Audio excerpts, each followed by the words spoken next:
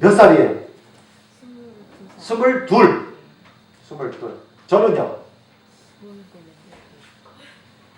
아니 진짜 이렇게 옆에 제 나이요. 아니 제 나이를 모르면서 어떻게 아들 나이, 자녀들 나이는 알고? 아무래도 아들을 더 사랑하니까. 그거 말이 안 돼. 지금 아들이 몇 살이라고요? 22. 그건 아시네 확실하게. 근데 저는요? 이렇게 여러 번 물어도 모르시는 거예요? 왜 몰라요? 관심이 없으니까. 아 관심이 없어서? 아 되게 섭섭하네. 당연한 겁니다. 그 아이를 몇 살에 낳으셨어요? 27. 야, 몇 년 전 얘기야 지금. 20 몇 년 전 얘기를 지금도 세상에 무슨 별난 걸 다 기억하고 있네. 20 몇 살에 낳았다. 저는요, 저희 어머니가 몇 살에 낳았습니까? 모르겠습니다. 또 몰라. 뭐 차이입니까? 여러분 참 이상하지 않습니까? 처음에는요, 여기는 나이가 나오고 여기는 나이가 나오지 않을 때 여러분이 그냥 지나가지만 성경이 이 기록한 내용에서 말하고 싶은 게 있습니다. 여기는요, 죽는다는 말도 없. 이 사람들은 이 세상, 그 당시에는 사람이 1000년 가까이 살았기 때문에 죽을 줄 모르고 멋진 세상 살아보려고 이렇게 살지만 하나님은 그저 기록은 해놨지만 보세요. 여기 있는 사람들은 언젠가는 뭐 한다는 걸 알았어요? 죽는다는 걸 알았어요. 그 다음에 여기는 뭐가 있어요? 나이. 오죽하면 첫 아이 몇 살에 낳고 몇 년 살다가 하나님이 이 사람들 나이를 왜 기록합니까? 그분과 관계가 있기 때문에. 그러나 여기는요, 왔다 간 사람들이지만 그래서 잘 모르잖아요. 제가 여기 한 2번 이상, 3번 이상 왔는데 모르는 거예요. 그게 관계에 관한 문제예요. 그래서 나이가 없다고 하는 것은 이들은 한때 이 땅에 있었지만 하나님과 관계가 없습니다. 이러고 끝날 사람들이기 때문에. 그래서 그러나 여기는요, 하나님이 세밀하게 기록합니다. 몇 살에 낳았고. 근데 더 재미난 것은 이렇게 오래 살면서 한 게 뭐밖에 없어? 애 낳는 거밖에 없어. 참 이상해. 오히려요, 가인의 조건은요, 뭐도 잘하고, 거기 나와요. 뭐도 잘하는 애도 있었고, 뭐도 잘하고, 기계도 잘 만지고, 뭐도 잘하고 쫙 나오는데, 오히려 아담의 조건은 아무것도 없어요.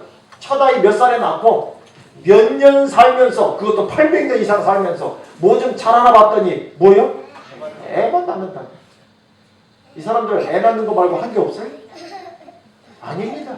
이들도 뭔가를 했어요. 그러나 여러분, 이 자녀를 낳는다는 이야기, 언젠간 죽지만 그들은 계속해서 자녀가 태어난 일에 관심을 갖고 살아갑니다. 왜요? 이 모든 자녀를 낳는 것 자체가 그들의 뭐였어요? 믿음이었어요. 내 자녀로 태어날 아이 가운데 누가 온다? 구주가 온다. 그들은 그래서 구주를 기다리고, 그래서 그들은 언젠가 죽지만 구주와 연결된 삶을 살았기 때문에, 여러분, 이렇게 산 사람은요, 몇 살에 처자들 낳고 몇 살 살다가 몇 살에 죽었다. 하나님이 다 기록을 해놨습니다. 그분과 뭐가 있기 때문이에요? 관계가 있기 때문에. 네.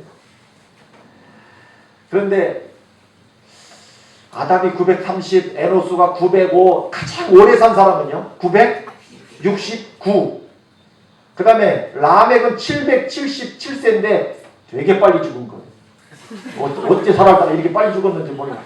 겨우 700 몇 살밖에 못 살아요. 여러분, 죄를 짓고도 1000년을 버티는 걸 보면 죄만 문제 없었으면 영원히 사는 게 가능한 거예요. 가능할 뻔했어요. 그런데 아무도 이 땅에 살았던 그 누구라도 뭐를 채우지 못해요? 1000년을 채우지 못합니다. 성경이 말하는 1000의 의미는 충만의 의미가 있습니다. 꽉 찼다고 하는 거예요. 그런데 어떤 인간도 충만한 데까지는 이르지 못합니다. 다 아쉬움을 남긴 채로 인생을 정리합니다. 이 사람 몇 년만 더 살았으면? 31년. 31년. 지금 같으면은요, 3년 더 버티면 되는 거예요. 이게 가능했을까, 가능하지 않았을까? 아침에 물 좀 먹고 현미밥 먹고 했으면 됐을 것 같아요. 제가 볼 때는. 그러나 하나님은 의도적으로 사람을 1천년을 넘기지 못하도록 다 정리합니다. 왜요? 인간은 이렇게 끝나는 것입니다. 이렇게 끝나는 거예요. 그런데 그렇게 이어지는 족보가요 계속 내려가다 보니까 마지막에 결국 누가 나오는 줄 아십니까? 이분이 나옵니다. 그러니까 이들이 누구와 연결되는 사람들인지를 알 수 있는 거예요. 그래서 여기도 보세요. 거기서 아까 예수님은 누구야? 그 아버지는 요셉, 그 아버지는 누구? 계속 올라가다가 그 아버지는 노아, 그 아버지는 레멕, 그 아버지는 무두셀라, 아까 나왔다. 그 아버지는 누구? 어디로 다시 올라가요?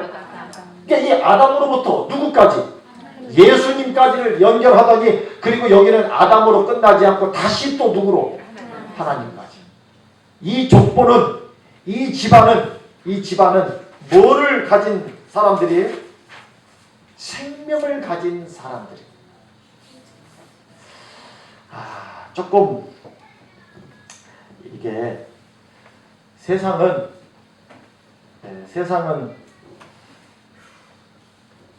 뼈대 있는 집안을 아주 중요하게 생각해요. 맞아요. 우리 집 40대 할아버지가 누구였고 뭐 이런 얘기 하잖아요. 뼈대 있는 걸 굉장히, 왜 뼈대 있는 집안에 속한 걸 좋아하는 줄 아십니까? 네? 사람이 왜 뼈대 있는 집안에 속한 걸 좋아하느냐면 폼 잡고 살고 싶어서. 사람은 뼈대가 있어야 폼이 나요. 진짜 뼈 없으면 폼이 안 나요. 다 꾸물꾸물해지는 거예요. 그래서 뼈대가 있는 집안이 된다는 것 굉장히, 오죽하면 멸치도 오징어 무시한다잖아요. 뭐 없다고? 뼈대 없는 놈이라고. 막 자기 뼈대 있는 집안이라고 멸치도 오징어를 무시한다는데. 그러나 제가 볼 때는 예수님의 이 족보, 아담의 족보는 세상에 뼈대를 갖추고 폼 잡고 살기 위한 족보. 그래서 그 족보에는 뭘 했다는 건 아무것도 없습니다. 그저 애 낳는 거, 구주에 대한 믿음 하나, 그거를 표현합니다. 그러나 그들에게는 뼈대 있는 집안이 갖고 있지 못한 중요한 것이 하나 있는데 그게 바로 뭐라고요? 생명입니다. 여러분 성경에 보면 이 족보에 나타나는 예수님은 자신을 뭐라고 표현하느냐? 내가 곧 길이요 진리요 생명이니. 그 다음에요 나는 부활이요 뭐라고요? 생명이니. 그 다음에는요 예수께서 이르시되 나는 뭐라고요? 생명의 떡이니. 그 다음에는요 그가 우리에게 약속하신 것은 이것이니 곧 뭐라고요? 영원한 생명이라고요. 또 증거는 이것이니 하나님이 우리에게 뭐를 주신 거예요? 영생을 주신 것과 이 생명이 누구 안에? 예수 안에 있는 그것이다. 예수에 관한 이야기가 나오면 여지없이 나오는 게 바로 뭐예요? 생명. 여러분 아담과 하와를 생명과 먹지 못하도록 쫓아내셨던 그분이 우선 나가서 죽어야 된다. 어차피 죄의 문제는 죽음으로 한번 덮어야 돼. 그런데 그냥 죽지 마라. 뭘 가지고? 생명을 가지고 죽는 자에게는 희망이 있다라고 하는 걸 이야기합니다. 근데 이 생명이 곧 누구라고요? 예수예요. 내가 곧 길이요 진리요 뭐라고요? 생명. 이 생명이 누구 안에 있다고요? 예수 안에. 그게 참 재미난 거예요. 이 세상은 죽음의 운명을 가진 세상인데 성경은 열었다 하면 무슨 이야기를 합니까? 생명을 이야기합니다. 생명. 똑같은 말을 이렇게 반복하고 이 말을 하나님이 또 하고 하는 이유는 제발 뭘 가지라고 하는 거예요? 이 반복되는 말의 의미, 언젠가 한번 말씀을 드렸었는데요. 그 시골에 부모님하고 도시에 있는 자녀들이 그 대화하는 방송국에 나왔었던 이야기 뭐 아마 잘 아실 거예요. 이 시골의 부모님이 뭐라고 영상으로 하느냐면 잘 있지? 무소식이 희소식인 줄 뭐 알고 있지만 왜 연락도 안 넘겨? 뭐 이러더니 그 다음에 이제 중간 생략하고요. 그 아버지가 뭐라고 말하느냐? 옆집에는 이번에 새로 보일러 놨다고 하더라만 뭐 우린 상관없다. 너들만 잘 살면 되지. 이렇게 아내를 보면서 안 그래요? 그랬더니 부인한테 뭐라는 줄 아세요? 그나저나 옆집 새로는 보일러가 어디 거라 했지? 다시 카메라 보면서 뭔 상관이요? 옆집은 최신형으로 보일러 놓고 자랑하지만 진짜 우리는 관심 없다. 그러면서 그 아들한테 사위한테요. 하여튼 그래도 최신형이라 방은 따뜻한가 보더라. 그래. 그러면서 딸들아 사위들아 집에 한번 내려와라. 손주들 얼굴은 봐야 할 거 아니여. 그러면서요. 우린 보일러 최신형 아니더라도 그런 대로 쓸만하니까 보일러 신경 쓰지 말어. 참말이야. 이렇게. 진짜예요? 아니라 하지만 반복되는 말의 그 의미가 뭡니까? 관심이 있는 거예요. 그랬더니 사위가 답장합니다. 장모님 장인어른 안녕하시죠. 못 찾아뵈서 죄송하고요. 식구들 모여서 한번 데려가겠습니다. 그리고 보일러 좋은 거로 놔드릴게요. 눈치챈 거예요. 그러면서 사위가 계속 말합니다. 그리고 다른 집들은 자기 장모님께서 1년에 쌀 3가마 보내주는 집도 있고 5가마 보내주는 집도 있다고 하는데 우리는 그런 거 신경 안 씁니다. 힘들게 농사 지은 거 어떻게 얻어먹어요? 뭐 저 건너집은 매달 1가마씩도 보내준대요. 하지만 우리는 아버님 농사만 잘 되면 됐지. 우리는 그런 거 관심 없습니다. 여기요 쌀 비싸긴 해도 배달은 잘해주니까 저희 쌀 걱정하지. 아니라 하지만 반복되는 말의 의미가 뭐냐고요. 그 말을 또 하고 또 하고 거기에 집중된 마음을 보여주듯이 여러분 성경은 죽을 운명을 가진 세상 앞에 계속해서 던지는 말 뭐예요? 생명. 이 생명이 곧 누구라고요? 예수 그리스도. 그래서 예수는 누구냐? 인간을 구원하고자 누구의 모습으로? 인간의 모습으로. 왜? 구세주는 누구의 후손으로 간다? 사람의 후손으로 간다고 그랬어요. 그래서 인간의 모습으로 오신 하나님의 이름을 뭐라고 불러요? 예수. 예수의 뜻이 구원자입니다. 아담이 그토록 기다렸던 구주가 바로 태어나지 않고 그들로부터 4000년이 지나서 이 땅에 온 것입니다. 그리고 그분이 어디에 달려 돌아가셨다고요?